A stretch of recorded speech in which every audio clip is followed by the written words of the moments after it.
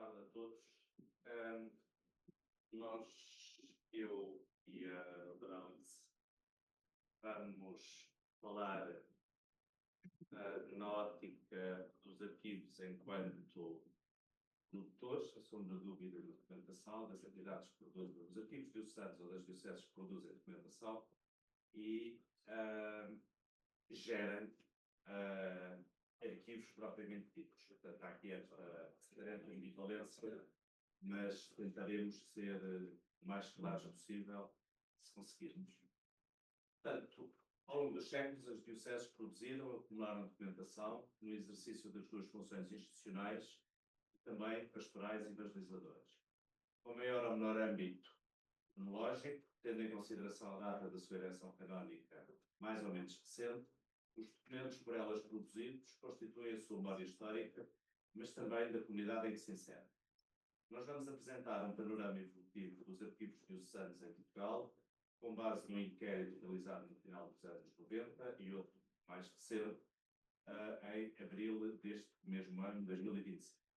Antes, vamos apresentar as principais normas sobre os arquivos diocesanos e vamos incidir naquelas que se entram em vigor, vou passar por cima de trends, do Código 17, para tentarmos não passar os problemas. O Código de Direito Canónico de 83 fala em vários tipos de arquivos nas dioceses, de acordo com os seus produtores, de acordo com os tipos de documentos, os respectivos utilizadores e os perfis daqueles que poderão dar-lhes igualmente uso. Primeiro, fala em arquivo diocesano propriamente dito, que deve ser instalado em cada cúria. Depois, o código segue para mencionar um outro arquivo autónomo, que é o arquivo secreto, destinado a certo tipo de documentação.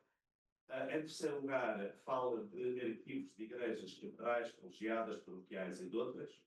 É também o rito que deve garantir a sua existência, são autónomos, do ponto de vista do produtor, relativamente, portanto, ao arquivo diocesano, terão, ou deverão ter, pelo menos, inventário ou catálogo com cópias destes no próprio arquivo diocesano.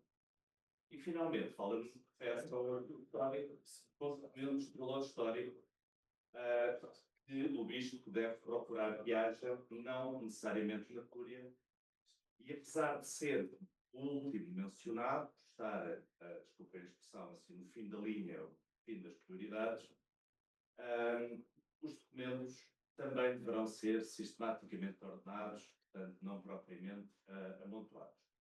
As normas de consulta são para ser definidas pelo Bispo diocesano também. Eu vou centrar-me agora no arquivo diocesano propriamente dito e para notar que são pelo menos 8 as indicações que em poucos cânones o código refere. Em primeiro lugar, quem produz ou como são produzidos alguns dos documentos que poderão mostrar no arquivo diocesano, para além do bispo, obviamente, com recurso a ofícios, funções ou cargos. Isto é definido o perfil de alguns papéis, de algumas funções de figuras que devem ou que têm a obrigação de produzir documentos. O chanceler, que garante a redação e que são guardados os documentos da cúria, os notários, enquanto expressão mais ampla, têm como função escrever as atas e os documentos relativos a decretos, disposições e obrigações, têm como função os notários exarar por escrito e subscrever os atos finalizados, fazer transcrições autênticas, em suma, atrevo-me a dizer, a garantir a autenticidade quer dos originais, quer das cópias que são produzidas. Este é o primeiro elemento que eu gostava de sublinhar sobre o código a respeito da documentação que é produzida ou dos perfis dos produtores. Para que se produzem documentos nas dioceses? Obviamente, para fazer prova, esta pode ser obtida por cópia autêntica, para fazer pública fé, e para apresentar até legitimamente os pedidos, os atos ou os documentos que são efetuados no governo das dioceses. Em terceiro lugar, o que é que constará do arquivo diocesano, portanto, situado na cúria? os documentos e as escrituras relativos aos assuntos diocesanos, quer os de cariz espiritual, quer aqueles que são de cariz temporal. Poderíamos pensar que seriam mais os segundos, não tanto os primeiros, mas há uma menção a ambos. Como constarão, em particular, os documentos no arquivo diocesano? Devem ser guardados com maior cuidado, o objetivo é, portanto, uma conservação em bom estado para que possam, de facto, fazer prova. Em quinto lugar, como serão dispostos? Na ordem devida, ou seja, uma ordem que se presume que seja inteligível e não propriamente amontoados. Em sexto lugar, como é que poderão ser recuperados, como é que poderão ser consultados, como é que poderão ser acedidos?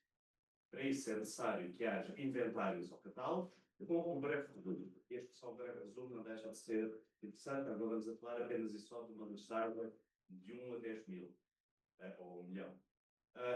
Esta questão do breve resumo do inventário ou do catálogo, inventário ou catálogo, no instrumento de descrição documental, diríamos nós, no breve resumo, é aplicável aos arquivos das igrejas laterais, paroquiais, etc. A um outro tipo de arquivos que poderão existir nas dioceses e que são responsabilidade do bispo garantir que existem. Como é que se lhes acede? Com a autorização do bispo, em simultâneo do moderador e chanceler, portanto, não é para serem requisitados, nem levados a alguns para outro local, para serem separados, não sei por breve tempo, de facto, está a previsto. Finalmente, em oitavo lugar, se alguns dos documentos tiverem valor histórico e outros não, isso significa que estão previstas separações, eliminações, conservação de uns relativamente a outros. É uma discussão que eu tive, mas acho que nós podemos portar não. Garantidamente serão, é mesmo dito, eliminados anualmente as causas criminais em matéria de costumes, cujos réus tiverem morrido, isto agora não vale a pena, mas mantendo-os o sumário. Esta é a discussão que eu gostava de sublinhar, que é, não basta eliminar, antes de eliminar, mas é necessário manter nos casos que estão previstos de eliminação, outros poderão ficar ao critério da descrição do próprio bispo ou dos responsáveis pelo arquivo, manter o registro daquilo que se está a deitar fora, ou daquilo que se está a eliminar, desculpa, é a forma de deitar fora, mantendo o registro e mantendo até, em alguns casos, um breve sumário do que está a ser eliminado. Para terminar os meus 5 minutos, antes de passarmos à fase dos inquéritos ou dos panoramas dos arquivos diocesanos no final dos anos 90 e atualmente. Fátima Ferrica, há cerca de 5 anos, numa tese de doutoramento, ensaiou a distinção entre o arquivo diocesano e o arquivo da diocese.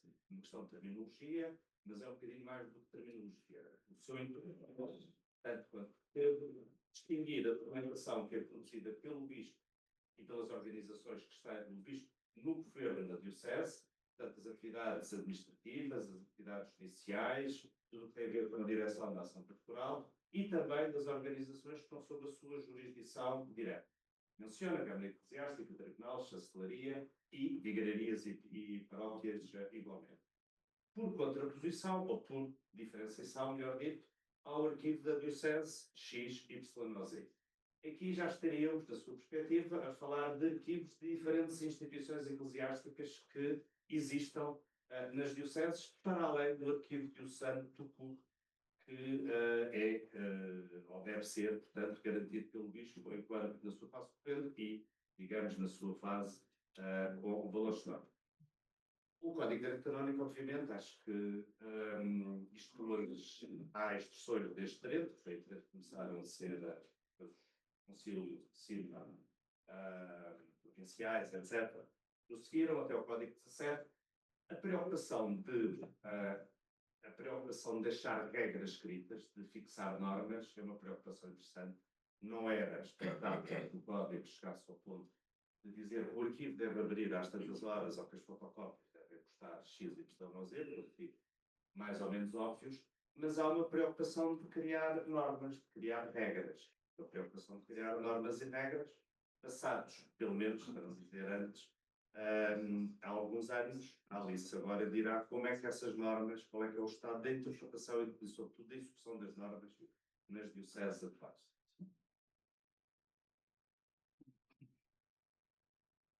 E, portanto, chegamos então aos questionários. Salvaguarda deste património, portanto, dos arquivos, tem sido objeto de preocupação não apenas das colheiras diocesanas, mas também académicos, desde os anos 90 do século passado, pelo que foi alvo de um inquérito realizado cerca de 1998 por uma equipa liderada por José Batoso e cujos resultados foram apresentados nesta publicação, contém não apenas a análise dos inquéritos aos dioceses, mas também aos arquivos das ordens, congregações e institutos religiosos nos Reis e Filhos. O inquérito continha 10 perguntas, mais ou menos desenvolvidas. As primeiras 4 serviam para identificar a diocese, se esta afirmava possuir ou não arquivo, onde se situava e como se podia contactar ou consultar, assim como quem era o seu responsável e que formação tinha. Depois entrava nas questões mais técnicas e de conteúdo, se o arquivo histórico estava ou não separado do correio, quantos metros lineares tinha na totalidade, se existiam instrumentos de descrição documental e se estavam atualizados, como se organizava e que fundos possuía, pedindo métricas do que estava ou não organizado e descrito. Por fim, questionava que fundos eram mais importantes e se havia mais arquivos nas paróquias. De salientar que as questões versavam mais sobre os arquivos históricos e não tanto sobre os doentes.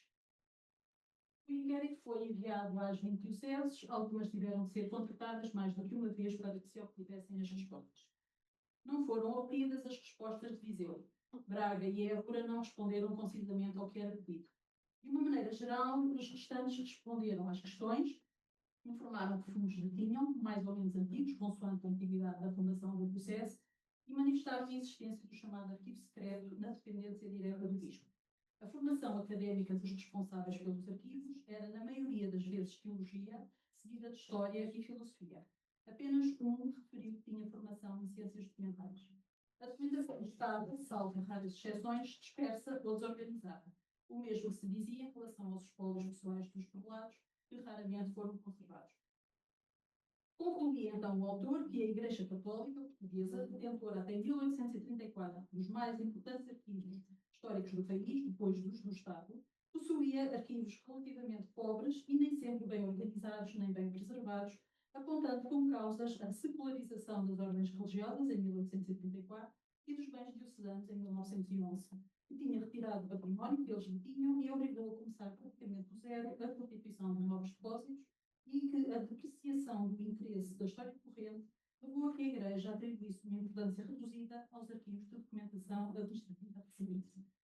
No entender do autor, havia um crescente interesse pela história atual devido a uma tomada de consciência do valor patrimonial dos arquivos. Referia as iniciativas tomadas pela Universidade Católica em matéria de arquivística nos últimos anos. Tratava-se dos cursos de formação técnicos de arquivo e constituição de grupo de trabalho sobre esta temática no final dos anos 90 e que tinham suscitado enorme interesse de vários setores do pleno. O acolhimento ao inquérito sobre arquivos diocesanos e demais instituições religiosas que serviu de base ao texto revelou da parte da maioria dos seus detentores um interesse em adquirir os conhecimentos indispensáveis à boa gestão dos arquivos, em ultrapassar obstáculos e em lançar projetos destinados a criar arquivos históricos devidamente organizados, funcionais e acessíveis. Concluía ainda que a noção de gestão de documentos era geralmente ignorada, que existia dificuldade em definir a relação entre o arquivo e as funções dos diversos setores administrativos, ou seja, na distinção entre a relação episcopal e da burocracia diocesana, e entre documentos privados e documentos oficiais, o que refletia na organização e preservação dos respectivos acervos. Chamava a atenção para a idade avançada de muitos dos sacerdotes que desempenhavam o cargo de chanceler da Câmara Eclesiástica, assim como para o facto de muitas vezes exercerem outras atividades sacerdotais que não lhes deixavam tempo suficiente para melhorar o serviço arquivístico, para as deficientes condições de várias das instalações físicas ou a sua expressão salas e locais, que aumentavam as dificuldades de proceder a uma correta gestão dos documentos ou mesmo a sua simples classificação e preservação. Terminava com exemplos, dando exemplos de algumas dioceses que tinham ultrapassado a fase dos projetos de criação de um arquivo histórico diocesano e cujos arquivos estavam em pleno funcionamento, com recurso pessoal tecnicamente bem preparado, graças aos apoios financeiros que obtiveram para tratar os seus fundos históricos. Lisboa, Bragança, Funchal, Beja, Braga e Viseu e Algarve, onde o Fundo de Música Sacra dos séculos XVIII e XIX foi organizado com o apoio da Fundação Gulbenkian. Passados 25 anos da publicação dos resultados deste inquérito, pretende-se agora apresentar o panorama do estado dos arquivos diocesanos em Portugal nos nossos dias. Que alterações se verificaram, medidas foram tomadas no que diz respeito à sua organização, descrição e disponibilização, se foram digitalizados fundos ou séries documentais, se procederam incorporações e como e por que foram realizadas, como fazem a gestão do arquivo corrente. Recentemente temos 21 dioceses. Em abril de 2025, realizou-se um encontro dos responsáveis de arquivos diocesanos no Museu Diocesano de Santarém. Os objetivos do encontro foram, por um lado, a apresentação pelos próprios responsáveis da situação de cada arquivo, tanto aspectos como o seu funcionamento, em que está a descrição de fundos, a digitalização de documentos, a formação que possuem os seus técnicos, a apresentação documental, que nos permitisse comparar com os dados recolhidos em 1998 e, por outro lado, fazer um levantamento de questões que respondam às necessidades de normalização de procedimentos propostas pelo Secretariado dos Bens Culturais da Igreja, onde está a elaboração do Manual de Boas Práticas de Arquivo.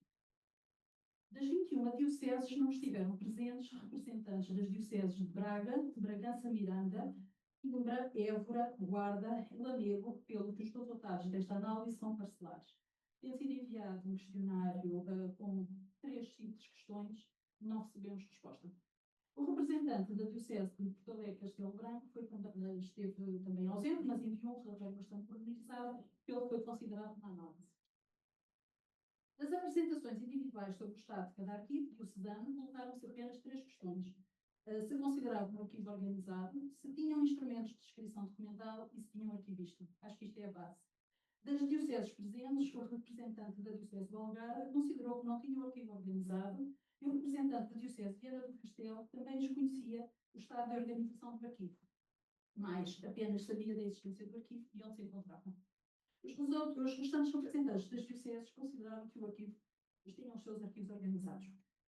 Dos que afirmaram ter um arquivo organizado, questionámos se tinham instrumentos de descrição documental, um inventário, um catálogo, uma listagem, mesmo que incompleta dos fundos. As respostas afirmativas vieram dos representantes de Angra, Funchal, Leiria Fátima, Lisboa, Porto Alegre, Castelo Branco, Porto, Santarém, Setúbal, Vila Real, Viseu e das Forças Armadas. Alguns possuem mesmo IDDs, portanto, instrumentos de descrição documental informatizados, em base de dados de descrição documental, que é o caso de Vila Real e Leiria Fátima, onde outros estão a transferir dados recolhidos em folha de dados ou fecheiros Excel para bases de dados de descrição documental, como Lisboa, só para citar alguns exemplos. De notar, no entanto, que por vezes se limita aos fundos mais antigos, alguns já identificados no inquérito de 1998, sendo que a documentação mais recente aguarda organização e descrição. Por fim, a questão sobre a existência ou não de um arquivista que organiza a documentação. As respostas são ainda mais elucidativas. Uma vez mais, nos reportamos apenas às dioceses presentes, das quais Funchal, Leiria Fátima, Lisboa, Porto Alegre, Castelo Branco, Porto e Santarém disseram que possuíram profissionais de informação. Registramos que outras dioceses já tiveram arquivista, mas por falta de financiamento deixaram de ter. No caso de Viseu, que beneficiou de um projeto do Programa Operacional de Cultura, entretanto terminado.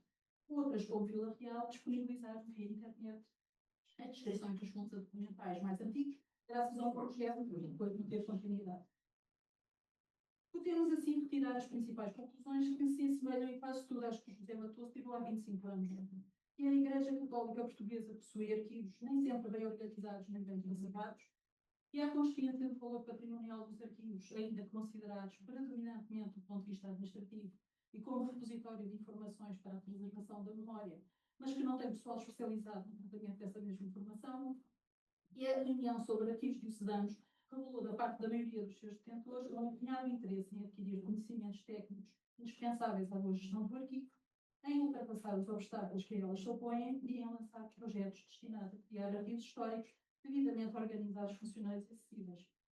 E os sacerdotes que desempenham o cargo de chanceler da Câmara Eclesiástica muitas vezes exercem outras atividades sacerdotais que não lhes deixa tempo suficiente para o serviço arquivístico, mas também não parecem tomar a decisão no sentido de contratarem alguém com formação específica na área de arquivo.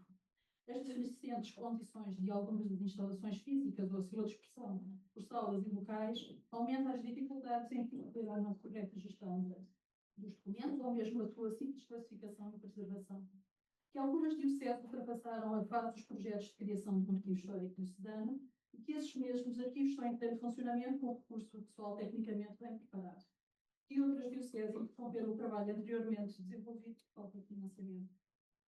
A todas estas questões acresce ainda novos desafios. O digital. Parte da documentação atualmente é produzida e tramitada em ambiente eletrónico, como a emissão de certidões de batismo e casamento, softwares de gestão documental, ou ainda enviada por correio eletrónico, que coloca questões de preservação digital.